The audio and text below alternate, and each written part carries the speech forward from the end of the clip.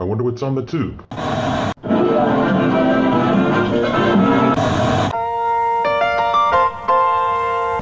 Welcome back. Thank you for being a friend. What you talking about, Willis? You are a meathead. No soup for you.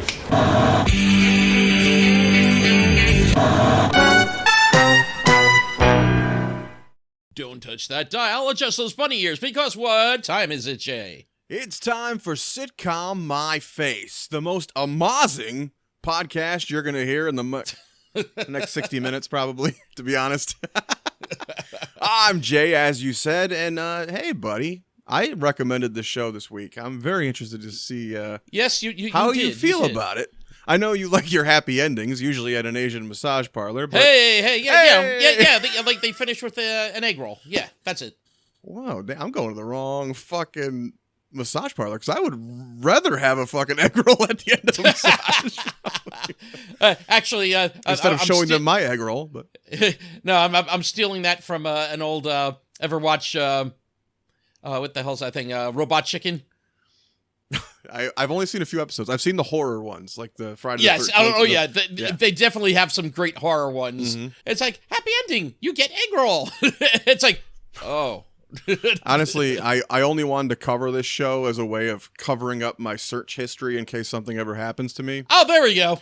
I was just researching the show. I was just I swear to God. Yes, and as I put on our the Twitch feed here today, I put happy endings, the show. The show. Not like that. Was it the final episode of Schitt's Creek?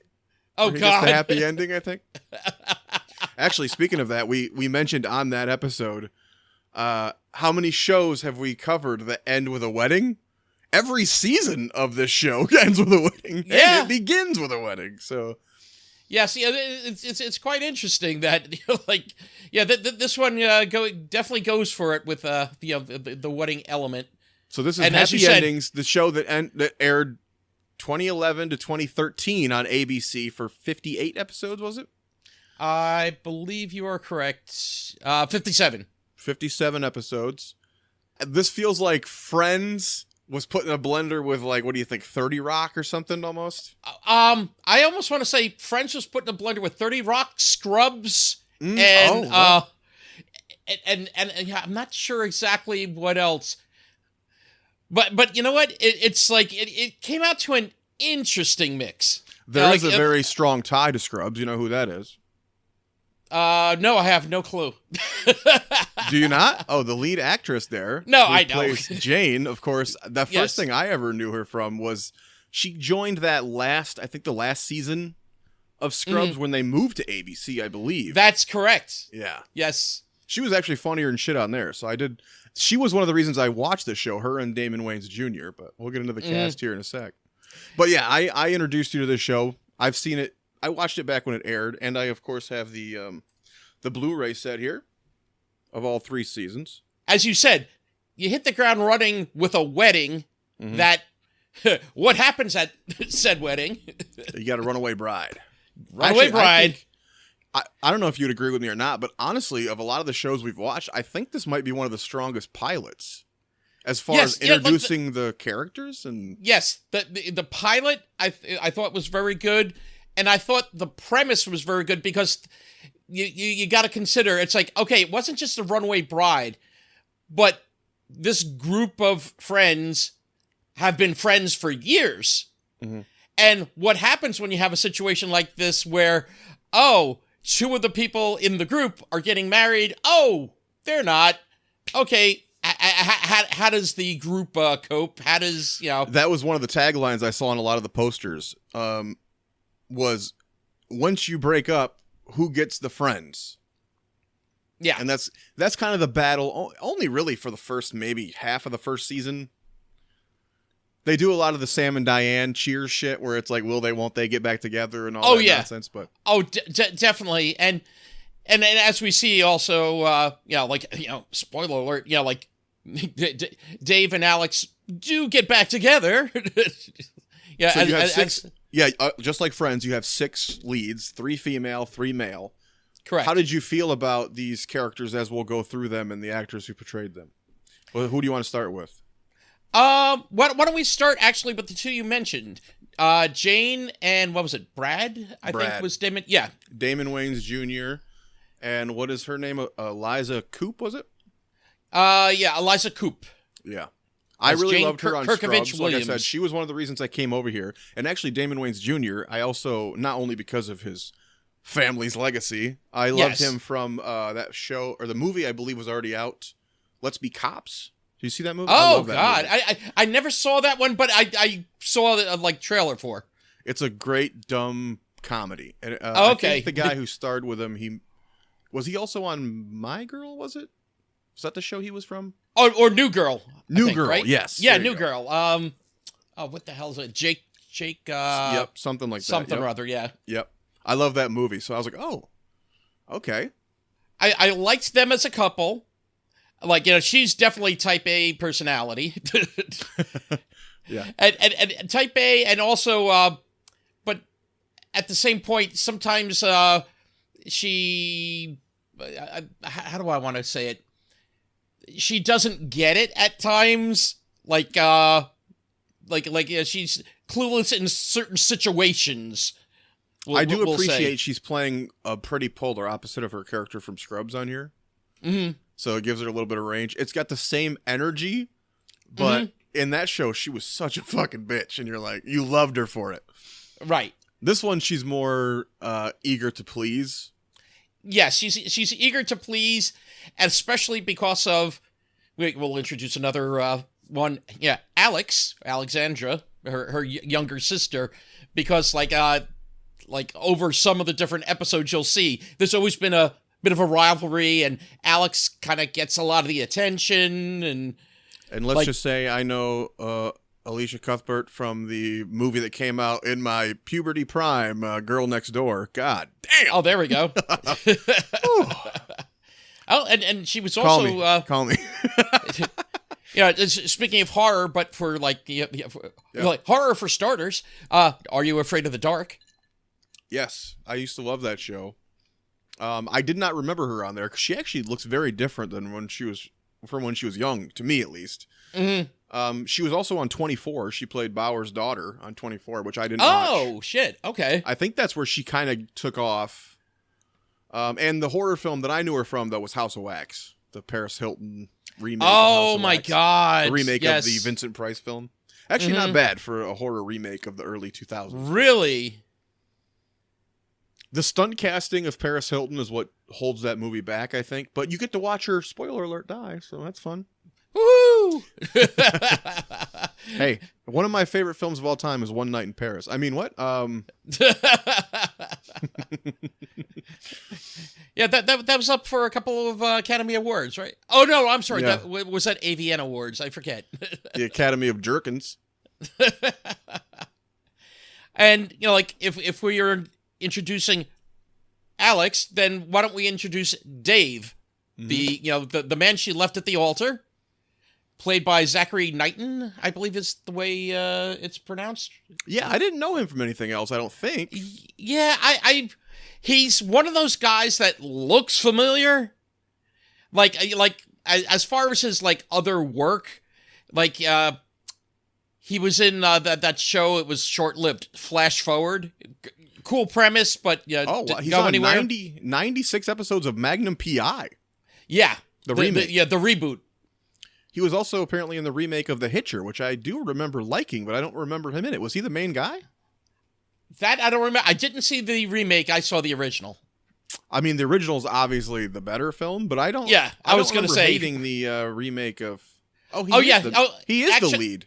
Wow. Yes, he played the role of originally performed by C. Thomas Howell. I just looked it up. Yeah, so that's funny. I like the remake of The Hitcher and totally did not remember he's the fucking lead in it. Wow. Okay. Wow. Yeah. So again, it's a little bit of a. Of course, you're not watching that. You're not watching The Hitcher for the victims. You're watching it for The Hitcher. You know. Yeah.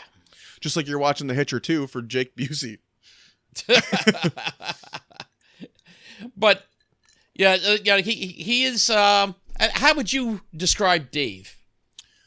Well, Well, if you go by their relationship that they talk about having in the past, he's just kind of a set in his ways guy who's like, hey, I found the girl I love, and I don't got to try anymore.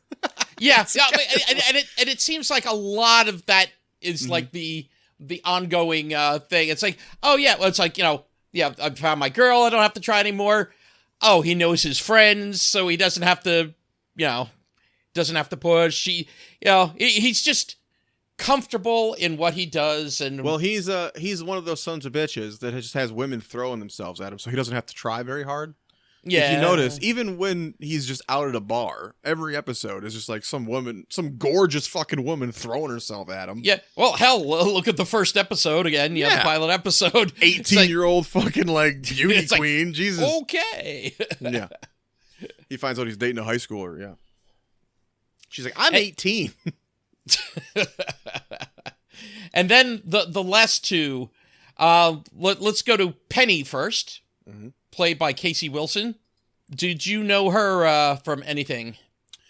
I don't believe so. Trying to remember. I think I've seen her in things since, but not before.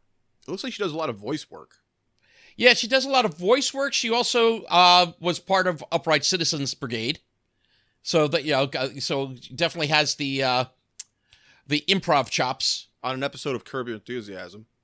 Mm-hmm. Mindy Project. So she's another one of those that's made her rounds in the sitcoms.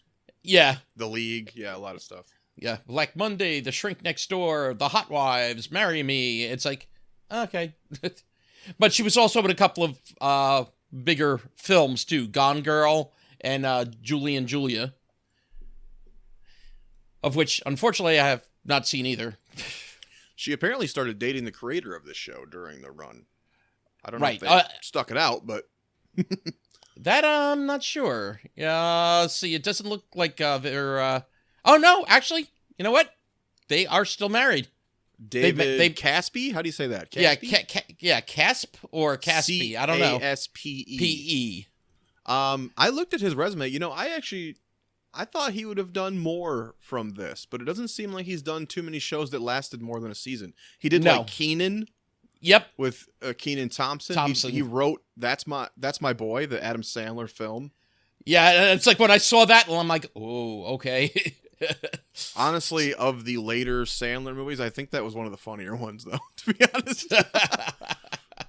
It's not great, but it's better than a lot of the ones I've seen. Yeah, I'll be honest, like with the Sandler movies, usually if it has him and Drew Barrymore in it, it's a win for me, because I don't know what, if they had never married the people that they did marry, they just have the automatic chemistry. Well, there is a Sandler tie, too, because I don't know if you saw Christopher McDonald pop up in here, but they're doing Happy Gilmore 2.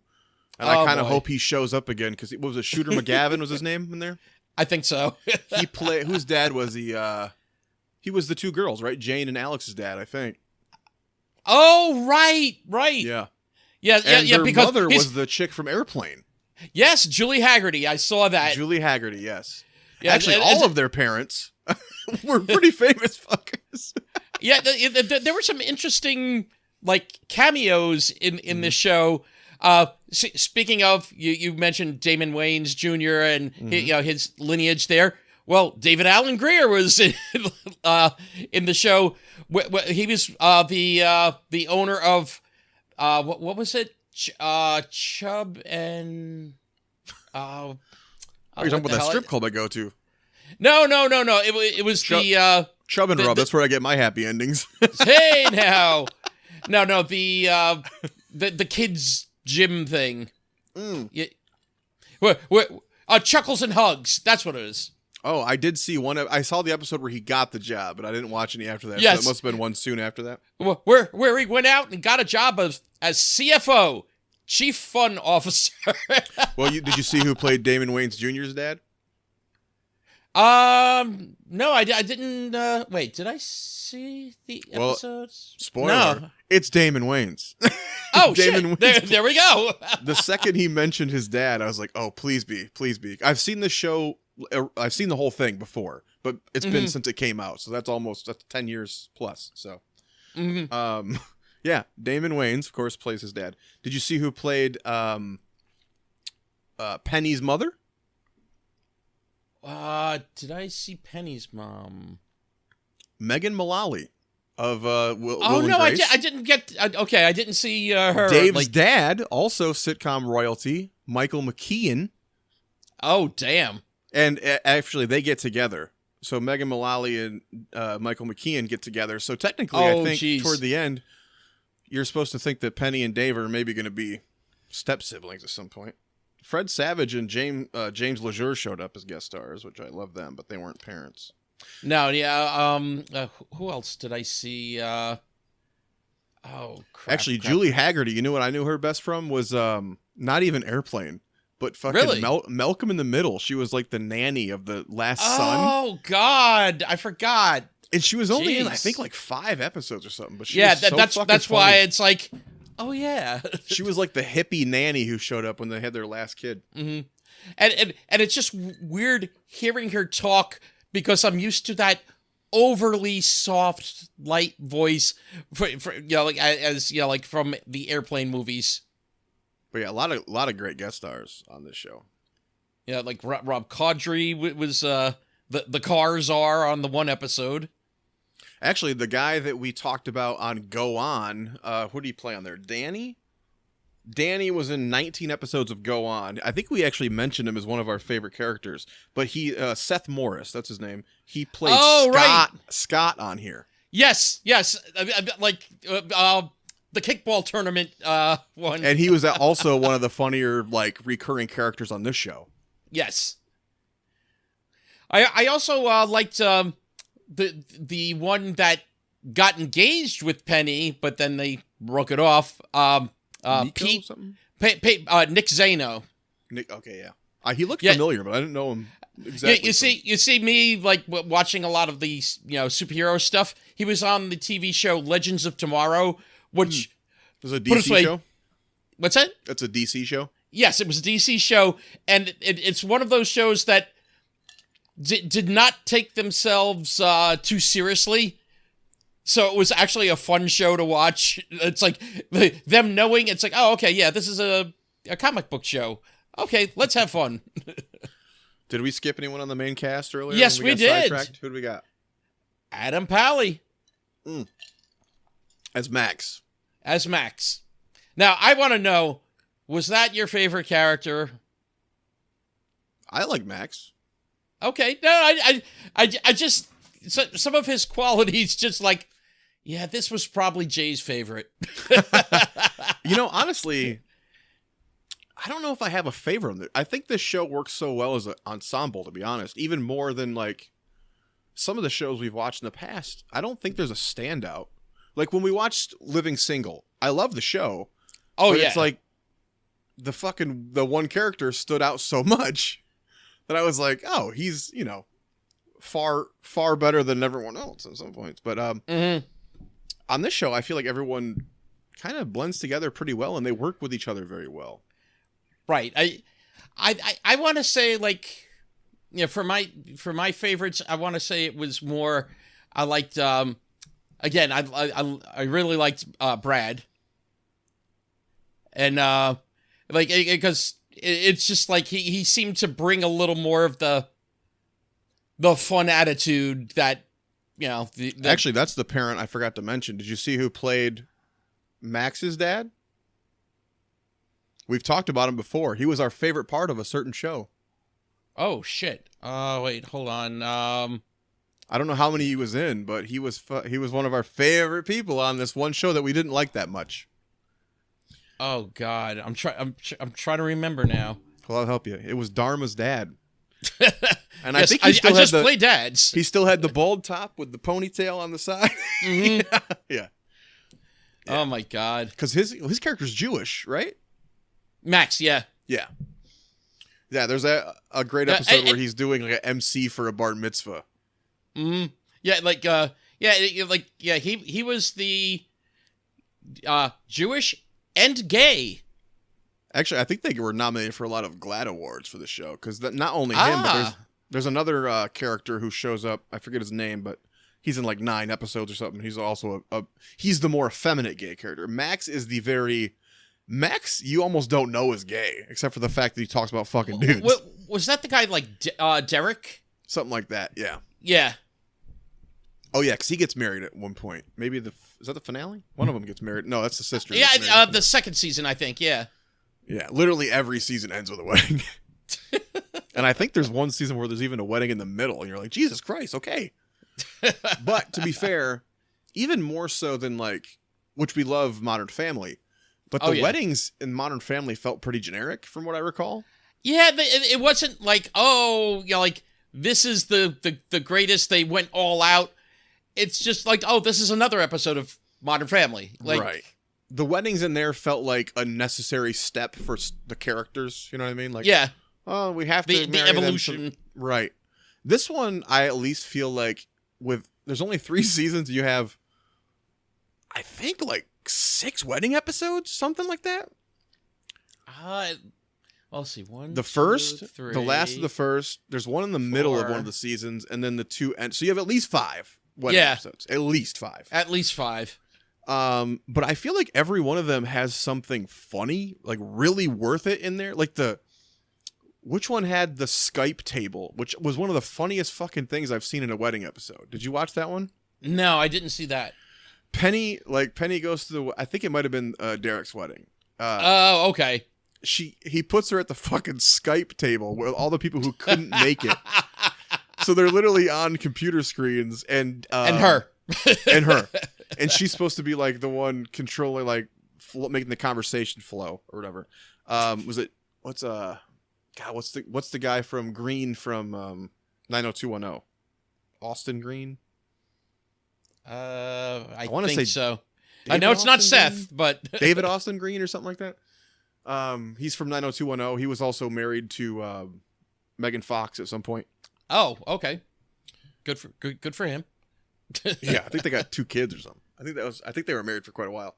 But anyway, he's on that episode, and there's some really funny shit in that episode. Like even the old guy, like old uncle, whatever, is next to the screen next to him, and he's like, "Let's dance." And he's asking about the dance floor, so she keeps moving the camera down, but he's really just staring down her tits. Like there's some funny shit in there. You're like, oh, okay.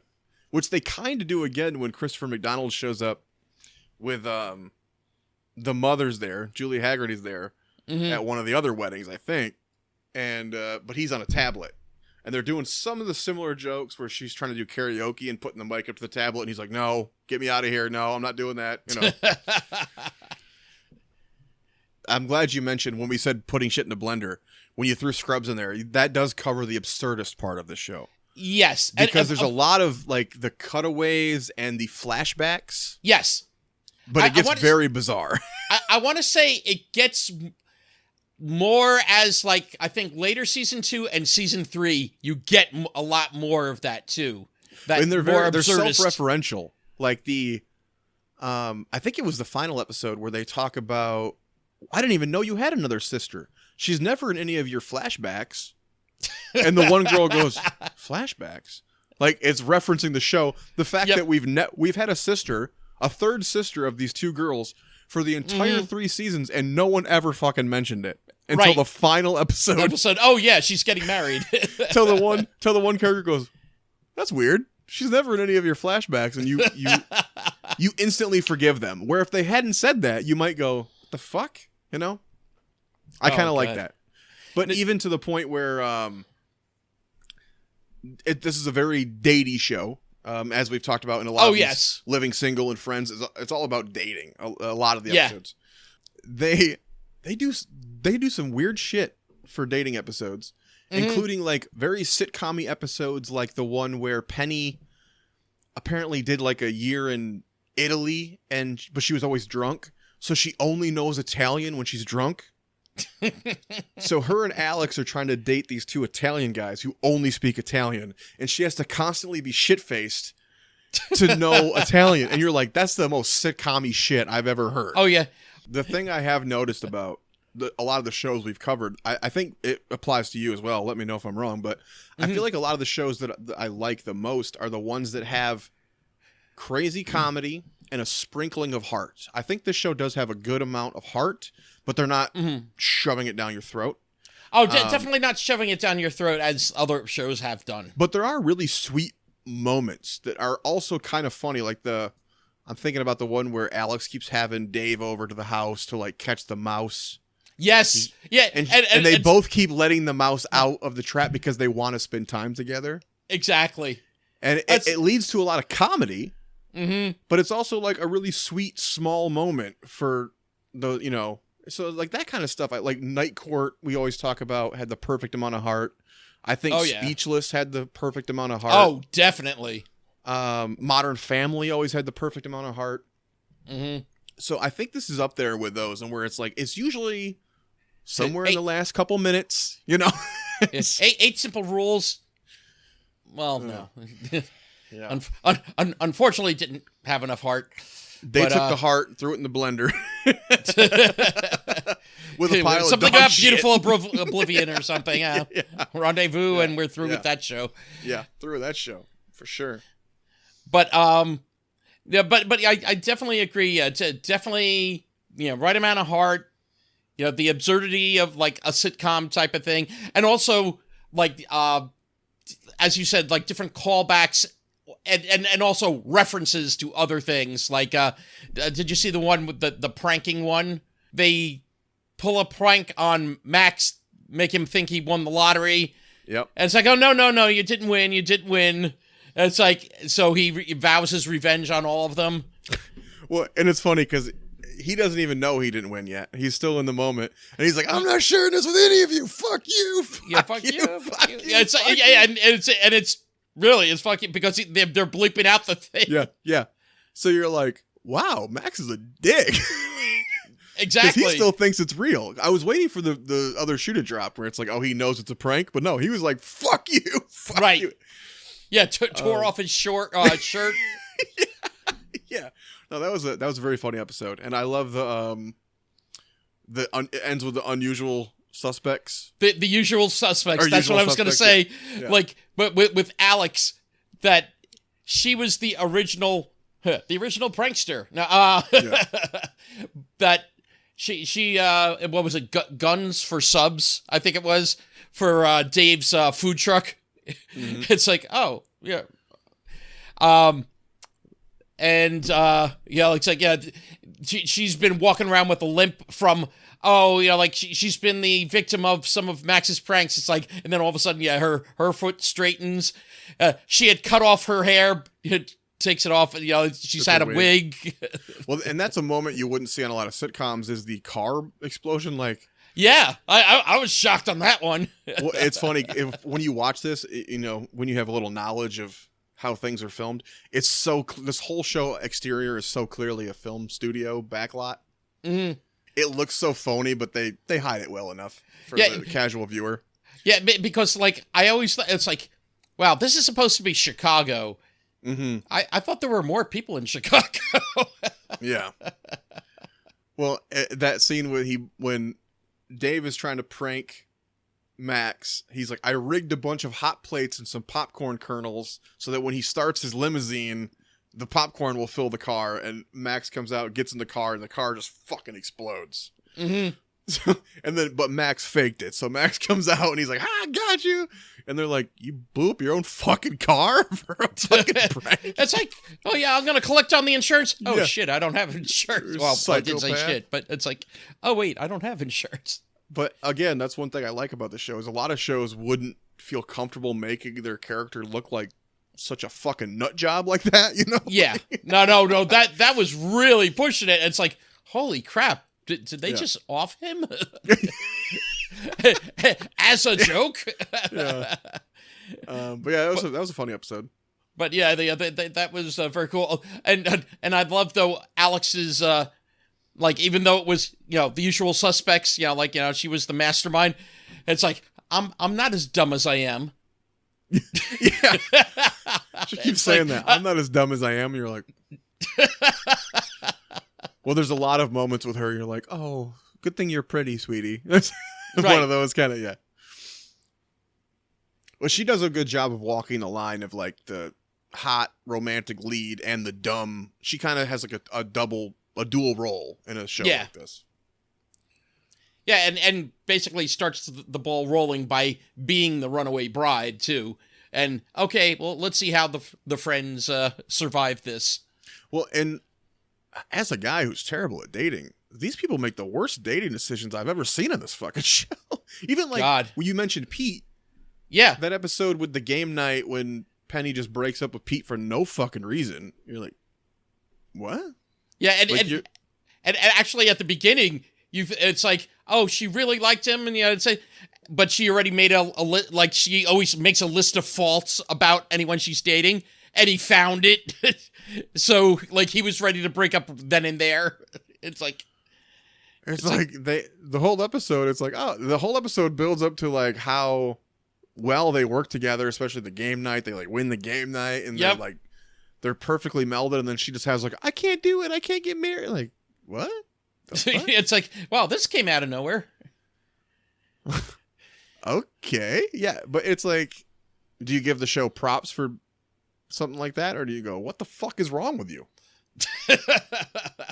I think a little of both, actually. It's With like how neurotic she is, she ain't gonna do better than fucking Pete.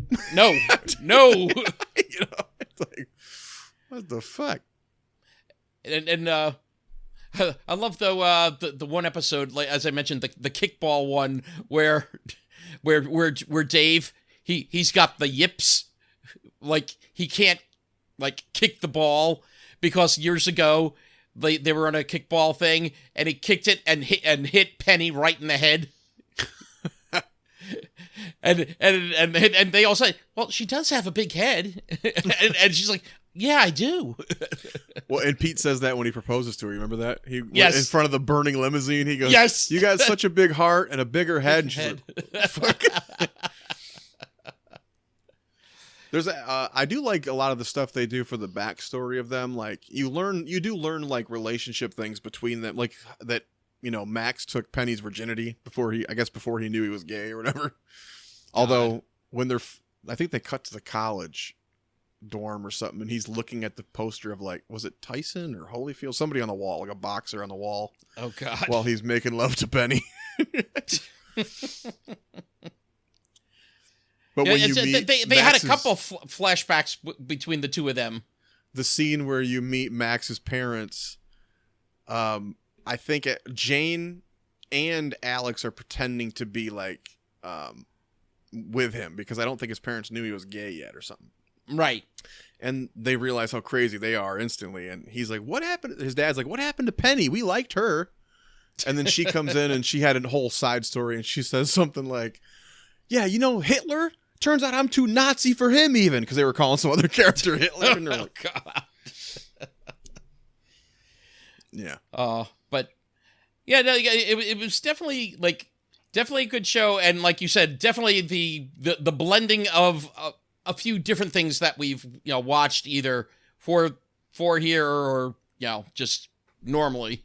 You didn't see the Three's Company episode where it's basically like Alex moves in with Dave and Max for a while. Oh, and God. Like, oh, it's gonna be like Three's Company or whatever.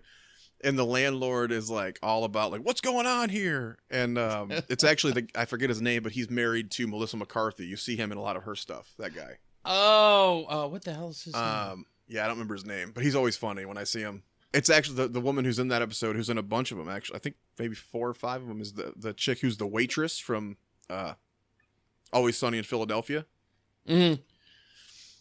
I think she's D, right? No, she's the waitress. The one who the waitress. Charlie's obsessed with. Oh, what the hell's her name? Yeah, I think she's married to. Isn't she married to Charlie Day? I think that's his real wife. I remember think right. so. I think you're right. She calls Max. He's like, yeah, you're Joyce DeWitt. And he's like, I am not Janet. And he has like his hand on his hip. He's like, oh, that's so Janet. I will say though, it's like there were times though I wasn't sure. How do I want to put it? Like which way they were going. It's like, sometimes I think they weren't sure if to go a little more on the super sitcom-y or the heart or it's like, so at times for me, it was a little uneven though. The tone, you mean? Yeah, the tone. I can see that.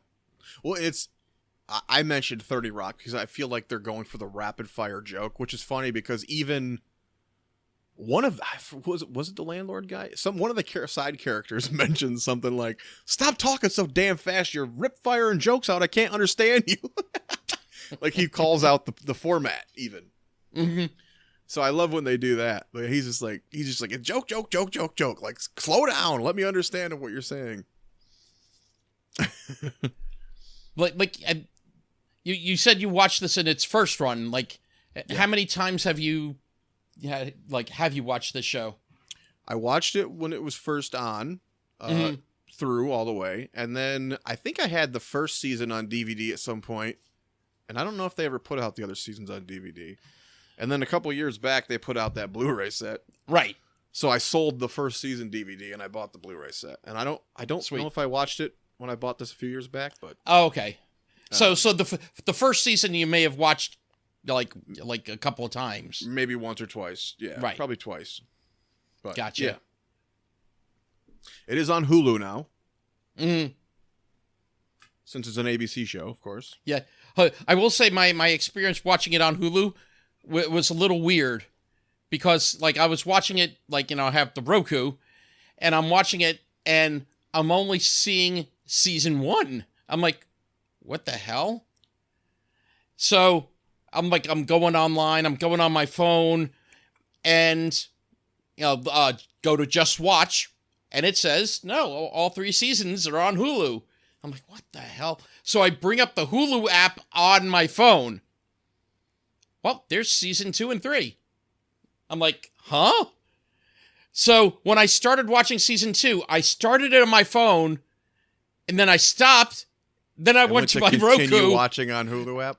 And then I was able to watch it on the Roku, and I had to do the same thing for season 3. Weird. Yeah. So that was a little weird. And is that where you wound up watching this as well, or? Well, I just had the Blu-rays. I mean... Oh, true, yeah. I mean, when we covered Sanford & Son, I have that DVD set somewhere, too, but it must be in my storage, because I couldn't find that bitch anywhere. I was like, what the fuck is this goddamn DVD set? It's somewhere in the junkyard, yeah. Yeah. Oh, shit. I still have, like, one shelf full of DVDs in my storage, so it's got to be on there. I think I have Welcome Back, Kotter in there, too. Oh, wow.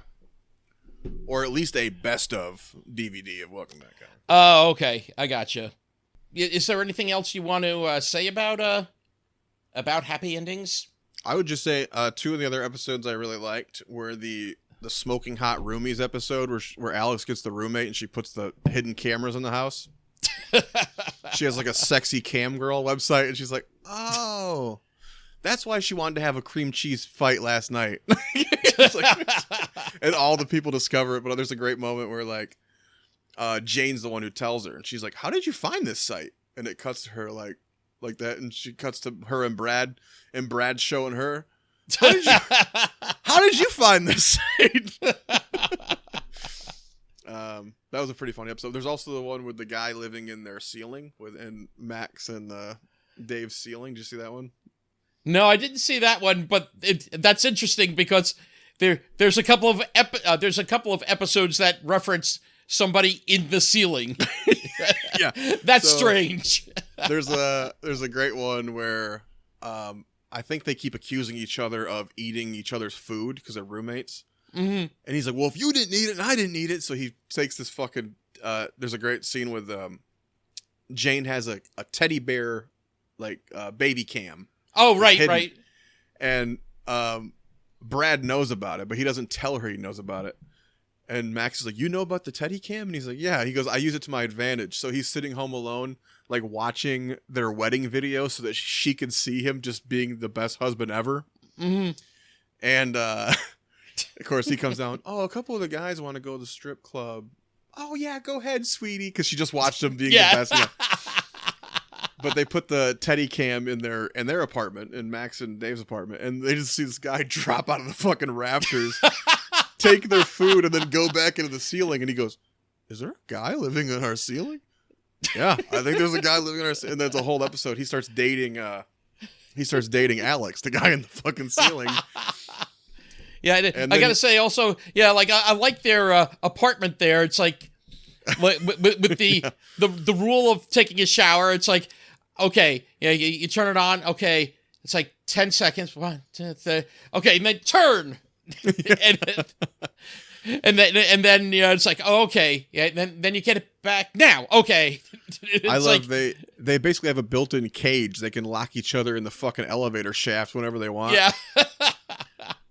He's like, damn it. What was it? The water that comes out of the sink basically has tetanus. What were some of the other? Oh, they have cereal that came with the apartment. Yeah.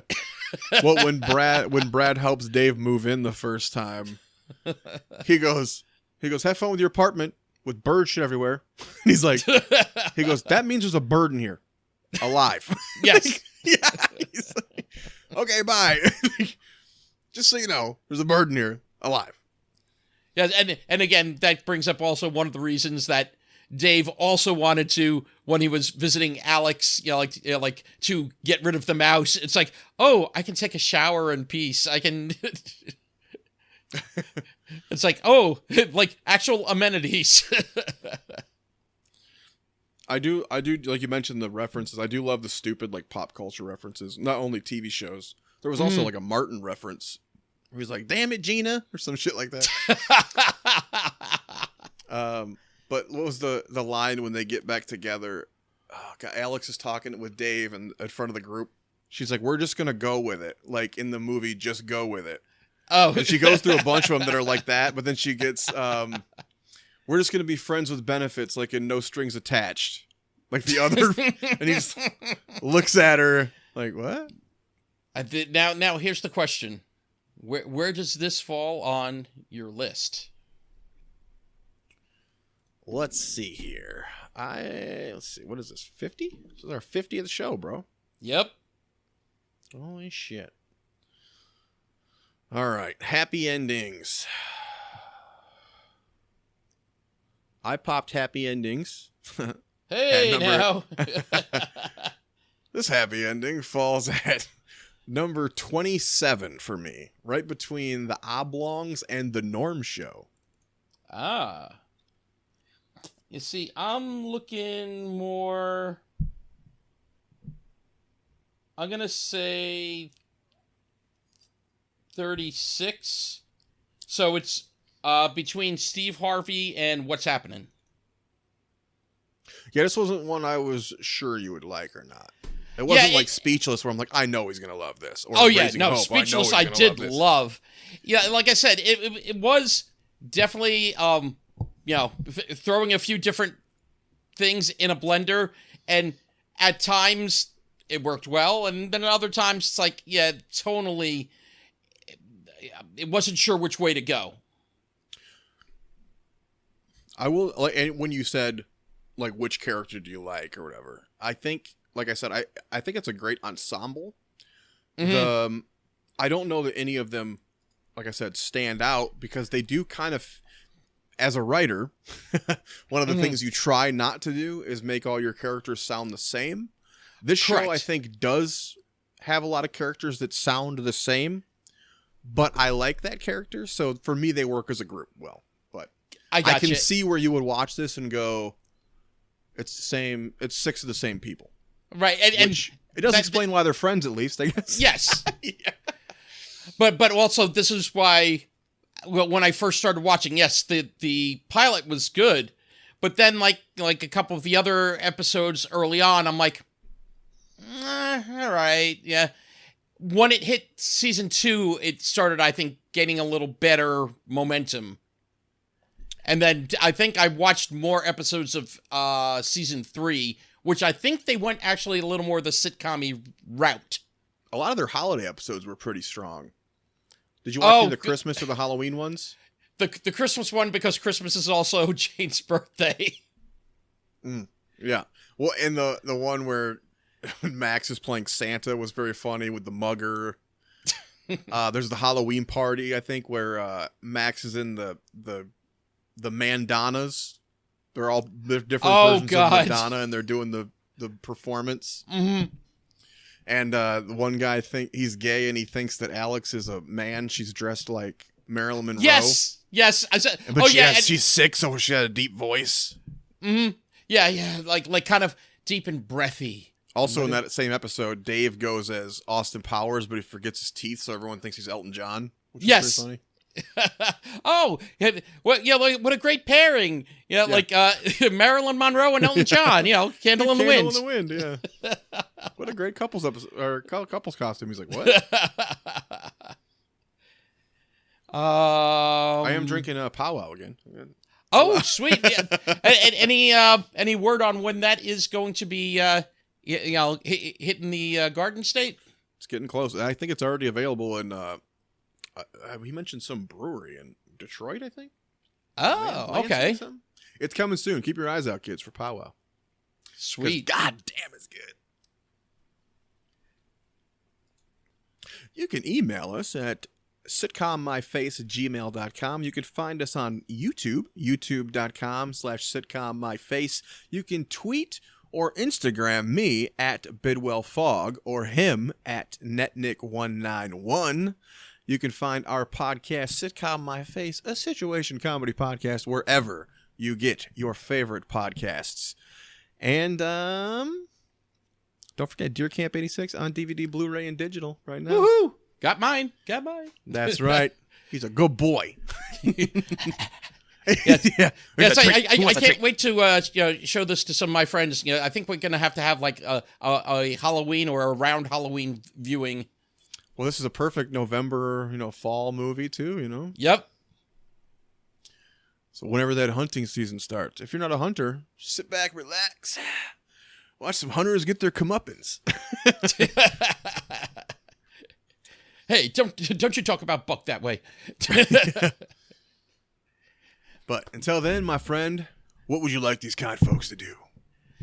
I think they can sitcom my face. That sounds a-mah-zing.